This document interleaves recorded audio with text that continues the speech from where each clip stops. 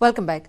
અમરેલીમાં માનવ લોહી તરસ્યા દીપડાનો આતંક। તરક તળાવ ગામમાં દીપડાના હુમલામાં બાળકનું મોત નીપજ્યું છે। 7 વર્ષના બાળક પર દીપડાએ હુમલો કર્યો હતો તો ખેત મજૂર પરિવારના 7 વર્ષના દીકરાનું મોત નીપજ્યું। આ બનાવ અંગે વાડી માલિકે કહ્યું છે કે ગઈકાલે સાંજે 7 વાગે દીપડાએ બાળક પર હુમલો કર્યો હતો।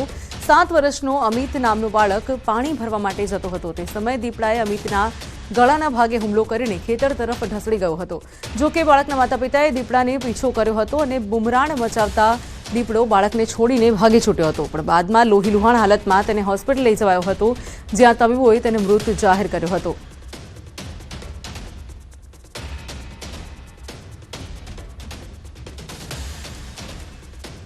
મારી વાડી આ મજૂર 3 વર્ષ થયા, પણ ઓશિંતાને પાણી ભરવા આવ્યો મજૂર ક્યારે ઓશિંતાનો આવી દીપડાએ હુમલો કર્યો અને ગળા ઊંચા કરી દીધા। બનાવ કેટલા વાગ્યાનો છે? 5:30 વાગે। પછી તમે શું આમાં કાર્યવાહી કરી? તરત ફોરેસ્ટરને જાણ કરી, વન વિભાગને અને પોલીસ ખાતાને જાણ કરી। તરત 3 ગાડીઓની વાડી આવી અને તરત એ વાડીએથી લઈને આવ્યા। જ્યારે દીપડાને આગળ જોયા પછી તરત લઈને આવ્યા, અમરેલી આવ્યો, ગાડી 108 માં લઈને આવ્યો। વન્ય પ્રાણી દીપડો આવી અને છોકરાને પર હુમલો કરી એને ઘસડીને લઈ ગઈ। એની જાણ તરત જ એમના મધર ફાધરને થતાં એમના મધર ફાધર એમના પછાડી દોડેલા, એટલે દીપડો એને લગભગ 50 મીટર જેટલું ઘસડીને લઈ ગયેલો। ત્યાં છોડી અને દીપડો એમના મધર ફાધર દોડતા દીપડો ભાગી ગયો, પરંતુ છોકરાનું ત્યાં અવસાન થયેલ। તો બનાવ બાદ પોલીસ અને વન વિભાગને જાણ કરાઈ હતી, જેમાં વન વિભાગની ટીમ સ્થળ પર પહોંચી હતી અને માનવભક્ષી દીપડાને કેદ કરવા 2 પાંજરા પણ ગોઠવ્યા છે। જો કે હજુ પણ એ માનવભક્ષી દીપડો પાંજરે નથી પુરાયો। હાલમાં લીલિયા રેન્જ સહિત વન વિભાગનો સ્ટાફ આસપાસના વિસ્તારમાં નજર રાખી રહ્યો છે। તો દીપડાને પકડવા માટે વન વિભાગનો મોટો સ્ટાફ રાત્રે મેઘા ઓપરેશન કરશે। બીજી તરફ માનવભક્ષી દીપડો હજુ પણ પાંજરે ન પુરાતા સ્થાનિકોમાં ભારે દહેશત છે। ખેડૂતોનું કહેવું છે કે દીપડાની દહેશતને પગલે ખેત મજૂરો પણ નથી મળતા।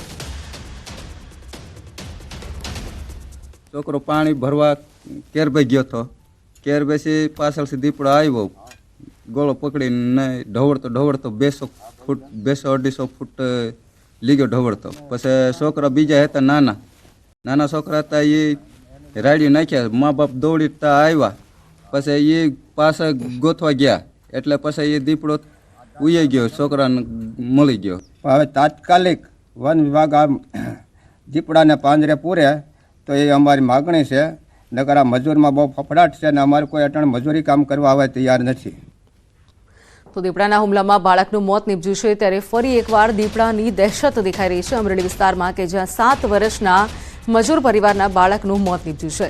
તો વન વિભાગે દીપડાને પકડવા માટે 2 પાંજરા પણ હાલ મૂકેલ છે, પરંતુ દીપડો હજુ પાંજરે નથી પુરાયો।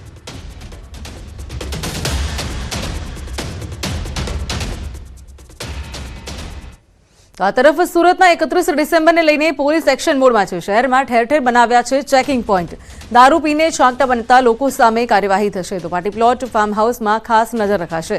સુરત સીપીની યુવાનોને અપીલ છે કે કાયદામાં રહી નવા વર્ષની ઉજવણી કરે।